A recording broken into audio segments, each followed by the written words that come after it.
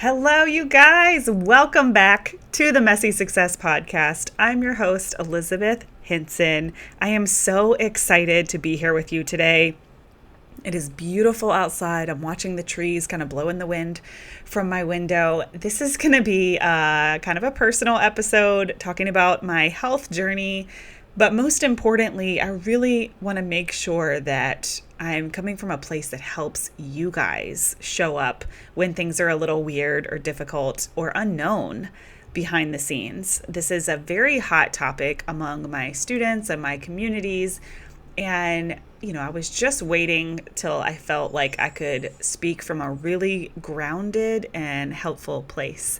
So, pardon me if I fumble through some parts. I have not shared any of this anywhere. So, let's get started.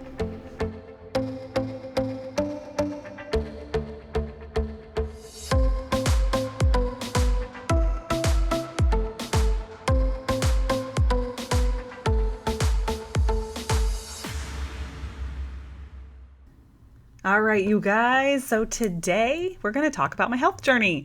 And I really just wanted to share this because I have found that, sometimes when we're going through something that's a little weird or different, of course, we look to people who have traveled the journey. I remember when I had a miscarriage like years ago, and I kind of just like wanted to turn to my friends who had been through the same thing. And while what I'm going through is very unique and we're still searching for a lot of things, I just felt called to share, but I didn't really want to like scream it from the rooftops because that's just who I am. It's like a big deal, but not a big deal. And I just don't want to spend like my time and energy making a big thing of it, I guess. So I went to the OB for just a regular scheduled appointment it was probably like 6 months ago now. And when I was pregnant with Anthony, and I believe Madison too, I can't remember now, but I had like very, very slight hypothyroidism and nothing that I needed medication for outside of pregnancy. But when you're pregnant, they really want all your levels in a certain area. So after Anthony, I went off the medication, and I've just kind of been feeling like crap. Now, of course, I'm almost 40. I have 3 kids. So the hardest part for me is like kind of knowing what's normal, like what's a normal level of tired. Everyone's like, well, how do you feel? Are you fatigued? And I'm like, well, I have 3 kids. Like, I don't know how to answer that question. Yes. But anyway, so when I was at the OB, I just asked her like, I'm kind of thinking about seeing an endocrinologist. I've just been making all my appointments, at all the different things, the dermatologist, everything that's kind of fallen by the wayside while I was busy having children. And now I'm done having children. So let's have some self-care and start going to all these medical appointments that I've been so wonderfully putting off, right? And I just said I had interest in going to see an endocrinologist since, I got off the medication after pregnancy. I just was curious about my levels. So she's like, oh, cool, let's go ahead and do your blood work. So they ran my blood work, and then the endocrinologist called like pretty fast after, and they wanted me to come see them. So I just went into the endocrinologist thinking, all right, I'm just going to be put back on thyroid medicine, or they're going to tell me that it's still in the normal range, but just like kind of low normal, whatever. And she was like, your doctor didn't like your results. And I could just tell that she was, kind of taking this appointment very seriously. This wasn't just going to be like a check the box kind of thing. And she was extremely thorough, asked me so many questions, like about head injuries and just crazy, like in-depth, evaluation. So come to find out, my free T4 was low, and then my thyroid was still low-ish. So that means that there's a problem in the pituitary gland. So this is all new to me. So I do have what's called central hypothyroidism, which essentially means that the breakdown is coming from the pituitary gland. And so that means the thyroid's not doing what it's supposed to do because of the pituitary gland. So then now we have to figure out why my pituitary is not functioning as it should. So She did some more blood work because it was possible that this was a false reading. Turns out if you're taking a supplement called Biotin, it can mess up your reading on a thyroid test. I'm probably going to misspeak 100 times because you guys know I'm not like a medical doctor, or mispronounce or like not fully know what I'm talking about. But this is all, again, through my lens as the patient. So bear with me. So she ran some more blood work and the test was correct. My free T4 was in fact low and, flagged and all those things. So because I am super healthy otherwise, we couldn't find anything that pointed to autoimmune. We really couldn't find anything else, any other reason why this would be happening. So she ordered an MRI to look at the brain. And essentially, if you do any Googling about pituitary problems, most of them are caused by a pituitary tumor. Says Dr. Google, which I know we should not be doing, but I just knew nothing about the subject. And I can see the trash truck coming, so I'm really sorry for the trash truck in the background. But you guys know, real life over here, I'm not going to edit it out. So we ordered the MRI. Essentially, I was kind of preparing myself for the fact that it was somewhat possible / likely that there was going to be a pituitary tumor.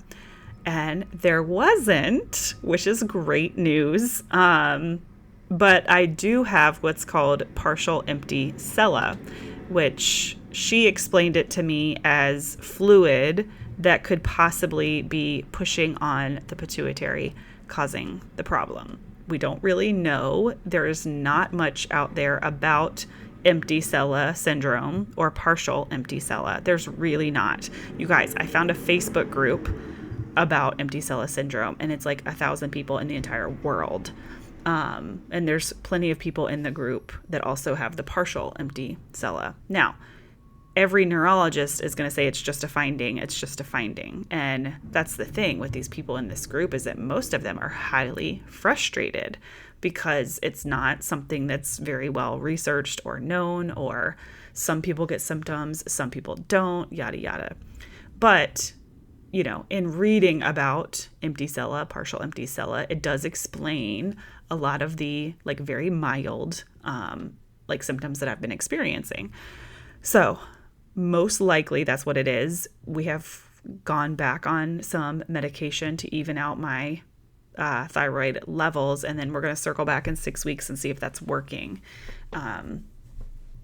So that's all good. And I do really feel like I have a little bit more energy since being back on the medication. I'm feeling a little bit better.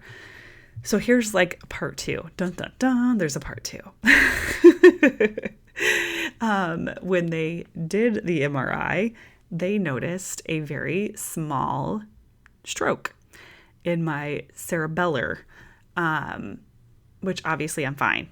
All my limbs work, my vision is fine, my speech is fine. So obviously whatever small, stroke situation this was, has not affected me in the long term. But it did mean now we've got to go to an actual neurologist and, see if I'm at risk to have more or whatever that looks like. And I did just have that visit recently. And again, more tests, so more blood work. But so far, everything is normal. And I think what we're trying to see is just if I need to be on, any type of aspirin or anything like that. So that is all still kind of unknown, but I'm thinking that if they can't find anything wrong, and we are doing a few more tests that would cause the stroke, that it's just a fluke and we're just going to move on with life. I think truly the bigger concern is what's causing the pituitary problems, which our assumption is the partial empty sella. And that's it. That's really it. And I feel like, I've kind of traveled the journey now, so I'm feeling much better. It was a little bit scary at first, just having all these things in your portal and having no idea what they mean. And, some doctors are super, super thorough and great, and some are not. And I do find myself slightly frustrated with the process of just feeling like it's a little bit of a wild, wild goose chase, trying to find answers. And it's just a slow and like slightly frustrating process, I guess. But it did create a whole new kind of awareness or empathy for, people who have invisible diseases. Empty cella syndrome is considered to be one of these kind of invisible diseases. Not sure it's technically a disease, it's a finding, but it's just one of those things that's really hard to diagnose that people don't know much about. So I'm feeling fine, so no need to worry or anything like that. Feeling better, actually. But I did just want to share it because if anybody, in my network or in my circle has experienced something similar, I want to encourage you to reach out or be that person for me because clearly nobody I know has gone through this other than my little Facebook group. But, they're not exactly my people. That sounded judgy. They are a lot more there to complain than to find solutions is a better way to say that. And I'm a huge proponent of really valuing who I surround myself with and being in the right community. And I'm so grateful I found that Facebook group because just in being a fly on the wall, I'm able to see what people are experiencing, especially the ones that have the partial empty cella versus the totally empty cella, and just to learn what I can and to educate myself. So if there's anything for you to take away from this episode other than just knowing what's going on with me, oh goodness, is just to remember that like we're all going through something and you can't always see it. And sometimes like it's not a big deal, but it feels big, right? Like it felt scary just to go through that and to see all that stuff on paper. And, I was considering traveling and I didn't really want to travel knowing I had all these like pending appointments and blood work and yada, yada. So yeah, just remembering that everybody's going through something. And, I had to really be mindful and check myself and make sure that I wasn't getting resentful, towards others or, if anything, I tend to minimize my experiences because everyone, there's always someone that has it worse. And because that tends to be my mindset of like, oh, it's not that bad, or everyone else, someone out there has it worse, or I know everyone else is going through something, I tend to shy away from sharing or asking for help or looking, for support or whatever that is. Oh, I'm sure some of you guys listening can relate. I'm very much like a power through, continue to show up. Serving other people brings me joy. So even on my darkest days, it brings me joy to help other people. It's just who I am. So I tend to, immerse myself in that. But we all know how important self-care is and how important mental health is. So I just want to encourage anyone listening to just remember that it's okay to ask for help, that it's okay to like acknowledge that something is scary, even if in the big scheme of the world, it doesn't seem like a big deal.